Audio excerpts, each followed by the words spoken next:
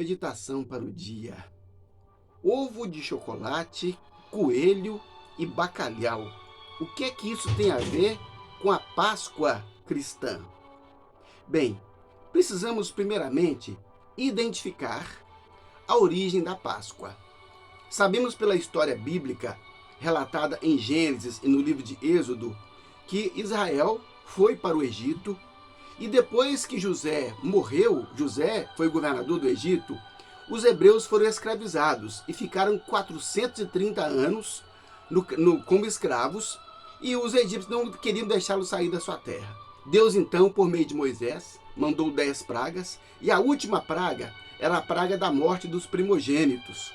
Só que para que os hebreus não fossem vitimados pelo anjo da morte que viria executar a 10ª praga, eles deveriam matar um cordeiro, já simbolizando Jesus Cristo, e o sangue do cordeiro deveria ser passado nos umbrais da porta, de maneira que quando o anjo viesse, quer dizer, havendo aquele ritual do derramamento do sangue do cordeiro ali naquela casa, o anjo passaria por cima. Aí daí vem o significado da palavra Páscoa, que é do hebraico pessar, que pessar significa passar por cima. Quer dizer que o anjo, ele passaria por cima, ele não entraria naquela casa.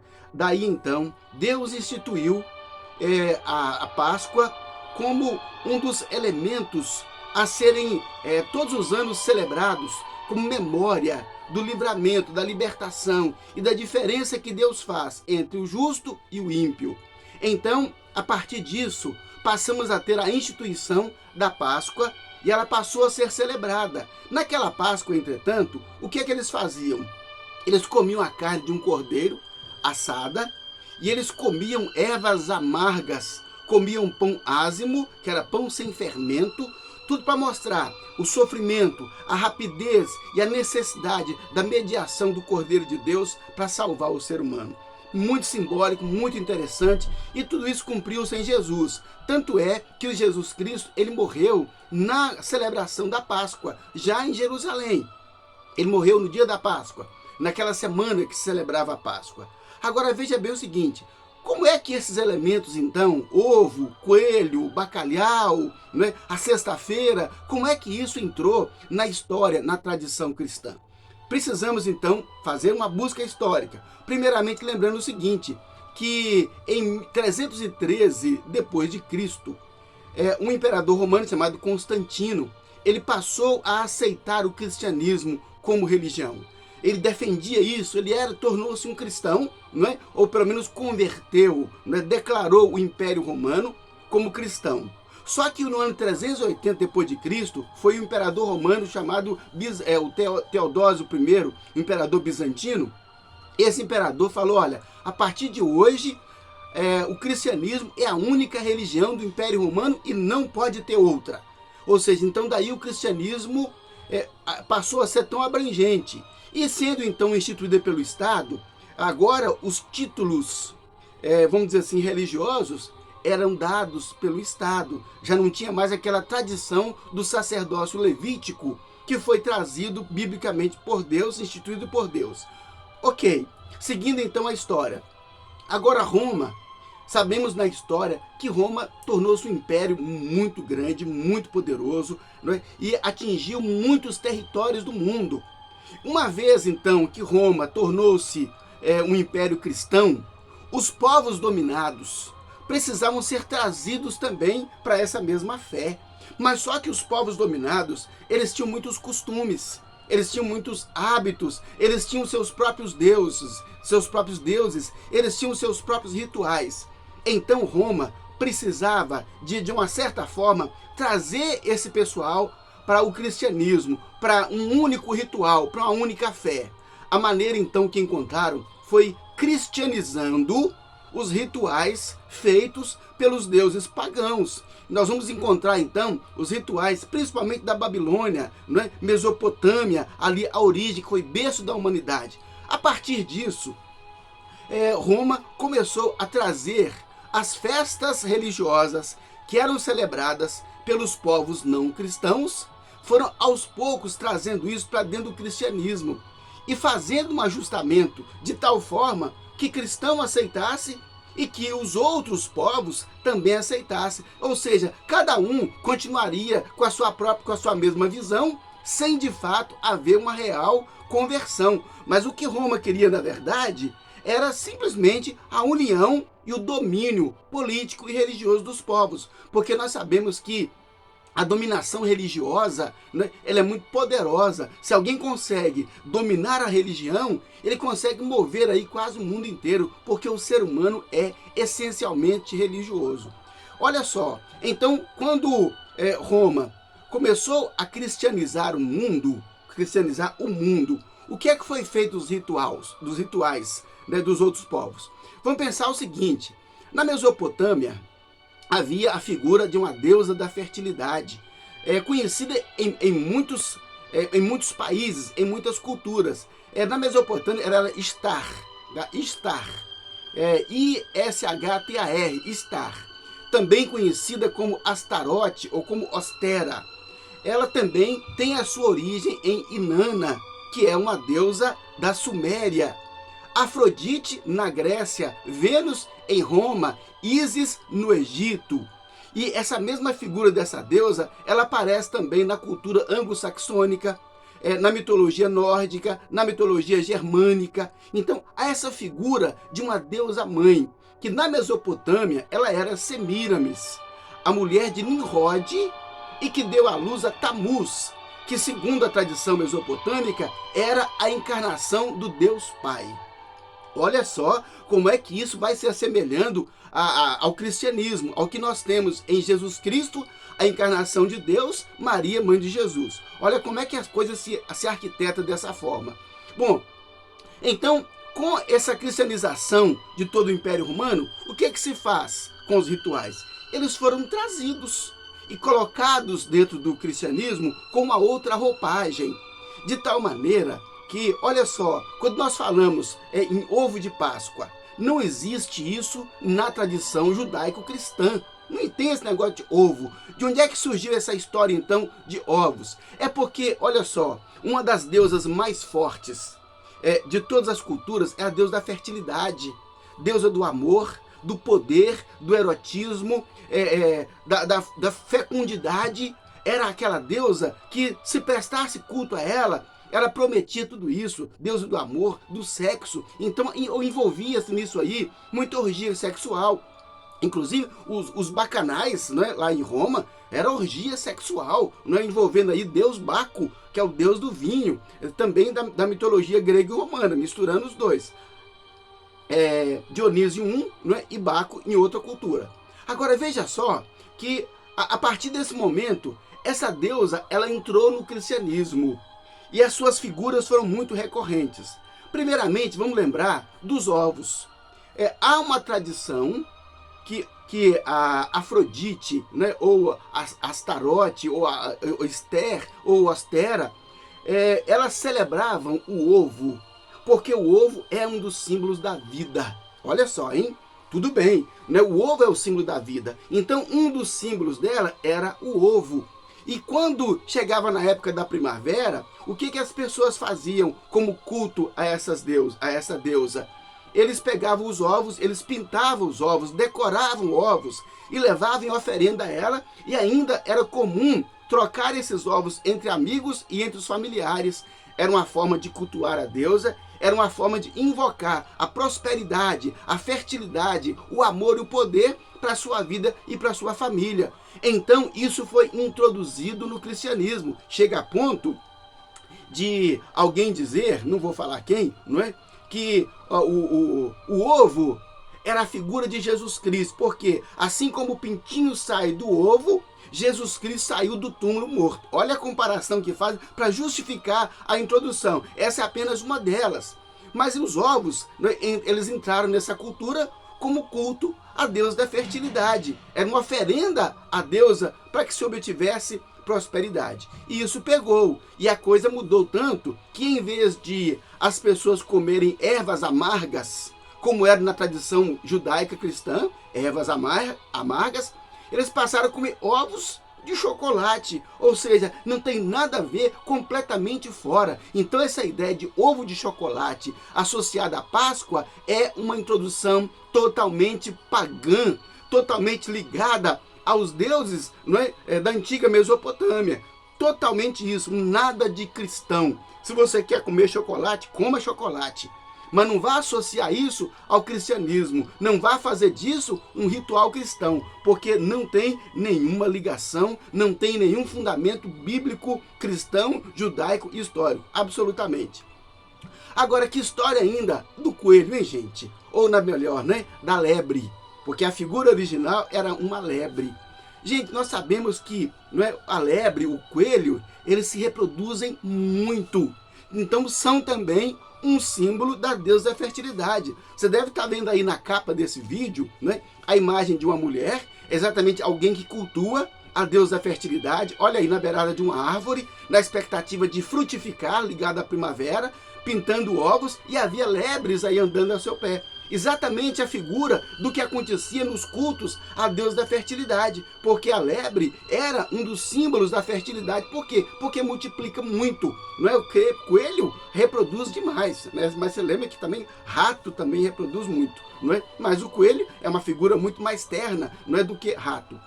Então pegaram o coelhinho e aí veio na nossa tradição até hoje essa história do coelhinho da Páscoa, que trazes para mim um ovo, 2 ovos, 3 ovos assim. Quer dizer, isso vem sendo incutido na mente das pessoas e muita gente leva isso adiante.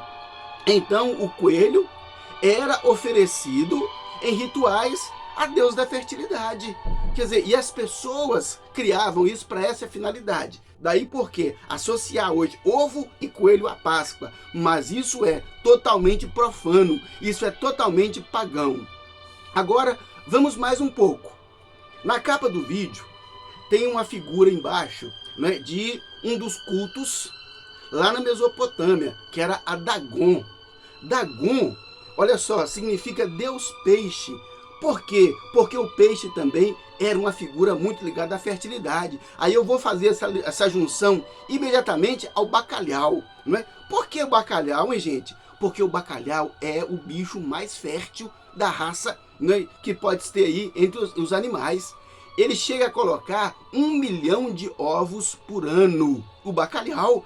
Então, ele era o principal símbolo da fertilidade. Tanto é que se você observar, não é, aquela mitra lá que aquele sacerdote está usando na parte de baixo do vídeo, você vai ver que ele está ali com a mitra. Essa capa, na verdade, é um peixe e aquilo que está na cabeça dele é uma mitra. E olha só, que representa o peixe de boca aberta. E você com certeza vai ver isso aí sendo reproduzido na cultura romana. Você vai ver essa imagem, que na verdade é uma alusão aos cultos da fertilidade lá da Babilônia. Olha que absurdo. E aí acontece então que na sexta-feira da paixão junta-se tudo, não é? Junta lá o ovo, junta o peixe, o bacalhau, quer dizer, o coelhinho, junta tudo isso na cerimônia de Páscoa. E onde é que Jesus Cristo entra nisso? Em lugar nenhum. Jesus Cristo entra nisso em lugar nenhum, porque ele é o Cordeiro de Deus que tira o pecado do mundo, aquele que foi simbolizado naquele cordeiro que os hebreus imolaram lá no Egito, quando saíram do Egito da escravidão egípcia. Então associe bem isso aí, como é que a profanação da palavra de Deus, do costume cristão, como é que isso avançou rapidamente. E o absurdo, gente, é que a cristianização, os cristãos aceitam isso de forma tão passiva. Mas sabe por quê? Porque Jesus falou em Mateus 22, 29, errais não conhecendo as escrituras e nem o poder de Deus. Ou seja, erram não conhecendo as escrituras e saem andando atrás de tudo quanto é vento de doutrina, né, por ignorância, por falta do conhecimento. Então olha só, que Dagon era o deus peixe, um dos grandes símbolos da fertilidade, porque botava mais de 1 milhão de ovos, né, por ano. E olha só, era um dos símbolos de Astarote. O peixe era um dos símbolos de Astarote. Tanto é que se nós procurarmos as figuras divinas mesopotâmicas, nós vamos achar muitas delas representadas por um peixe ou com um peixe na cabeça, quase parecendo aquela mitra, não é, que nós conhecemos bem. Agora eu vou falar um pouco mais. Qual é a relação, né, desse peixe aí com a sexta-feira? Pessoal, Jesus Cristo morreu na Páscoa. Isso foi colocado como sexta-feira da paixão. Não importa o dia que morreu, não importa o dia que ressuscitou. O que importa é que Jesus morreu na Páscoa, porque o Cordeiro devia ser imolado na Páscoa. Ele morreu por nossos pecados e Jesus Cristo ressuscitou, vencendo a morte para nos dar a vida eterna. A questão toda é o seguinte, que a sexta-feira, gente, para os romanos, a sexta-feira era chamado de Dies Veneris. Dies Veneris, ou seja, dia de Vênus, porque os romanos cultuavam a deusa da fertilidade, que em Roma chamava-se Vênus. Então a sexta-feira era dia de Vênus, era chamada de Dies Veneris. É porque eles acreditavam que o planeta Vênus, ele regia esse dia, ou regia as primeiras horas desse dia. Veja só que por isso então, na sexta-feira, dia de Vênus, as pessoas então prestavam culto a ela, a Vênus. E como é que fazia isso? Comendo o seu peixe sagrado, que era o peixe da fertilidade, que é exatamente o bacalhau. Daí então, esse hábito foi introduzido na cultura. Olha só, não vou nem falar na cultura cristã, porque não faz parte ser cristão ou não comer bacalhau na sexta-feira, não. Você pode comer bacalhau o dia que quiser, mas por que há essa enxurrada de bacalhau na sexta-feira? Por causa dessa tradição pagã do culto à deusa Vênus, que foi introduzida pelos romanos. Então os romanos pegaram a cultura dos povos dominados e trouxeram para dentro do cristianismo, fazendo um acordo, fazendo um ajuste entre as culturas, para que ficasse todo mundo com a sua religião, todo mundo feliz, quer dizer, e cada um continuasse cultuando o seu Deus, embora a figura, a forma fosse diferente. Você entendeu isso, meu amigo? Então, por que as pessoas comem bacalhau na sexta-feira? Tradicionalmente, então, pegando historicamente, religiosamente, por causa do culto a deusa da fertilidade, por meio da ingestão do seu símbolo sagrado, que era o bacalhau, que é o animal mais fértil do mundo. Olha só, Roma fez isso para cristianizar os povos e unir todos sob uma mesma bandeira religiosa, ficando sem conflito, sem dificuldade com todos eles. Então, meu querido, eu gravo esse vídeo para esclarecer, para ensinar. A minha missão nesse mundo é ensinar a palavra de Deus, é ensinar a verdade. Eu não combato o erro, eu ensino a verdade. Então, essa é a verdade à luz da palavra de Deus. Na Páscoa, Jesus morreu. E isso foi tremendo, porque se Jesus não morresse, o ser humano não poderia ser salvo, porque foi a morte dele em nosso lugar que nos deu a vida eterna. Então, querido, o que nós precisamos fazer é deixar de lado as crendices, deixar de lado os rituais pagãos e voltar a nossa mente, o nosso coração, a nossa vida para o Senhor Jesus Cristo, que morreu na cruz em nosso lugar. Então, na Páscoa, em vez de ficar esse desespero, esse frenesi, né, de ovo de chocolate para cá e para lá, e bacalhau, essa comelança toda, vamos lembrar que foi um dia especial em que o povo, os primogênitos do povo de Israel, eles foram poupados, mas o primogênito do Filho de Deus não foi poupado, porque ele morreu em nosso lugar para nos dar a vida eterna, e isso foi na Páscoa. Então, ser cristão é conhecer a história cristã, é viver as práticas cristãs conforme estão relacionadas na Bíblia, porque essas coisas que eu falei aqui, nada disso a gente não encontra na Bíblia, senão a morte de Jesus Cristo, que foi na Páscoa, e por que a Páscoa foi instituída. Então, Jesus disse: conhecereis a verdade, e a verdade vos libertará. Vamos conhecer a verdade, vamos proclamar a verdade, vamos deixar de lado esse paganismo, porque afinal de contas, somos pessoas inteligentes, somos pessoas instruídas. Vamos celebrar a morte de Jesus, vamos celebrar a vida de Jesus. Depois que Jesus celebrou a última Páscoa com os discípulos, olha lá, hein? Jesus reuniu com os discípulos para celebrar a Páscoa. E a Bíblia então nos fala que ele tomou o pão e disse: isso é o meu corpo que é dado por vós. E depois tomou o cálice e disse: esse é o cálice da nova aliança no meu sangue. Fazei isso em memória de mim, até que eu venha. Quer dizer, meus queridos, que na tradição cristã, a celebração da ceia substituiu a Páscoa.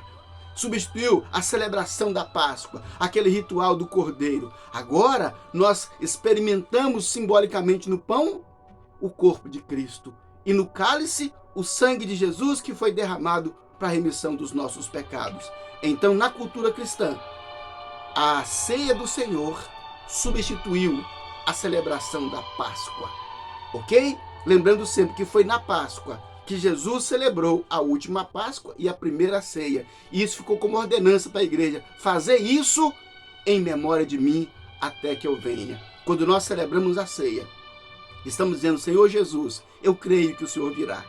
Eu espero o Senhor. Por isso eu mantenho a minha vida separada para o Senhor. Uma vida santa, uma vida servindo ao Senhor. Para que no arrebatamento da igreja, quando Jesus vier buscar a sua igreja, ele a encontre uma igreja pura, santa, sem pecado e sem mácula, para a glória do nome do Senhor Jesus.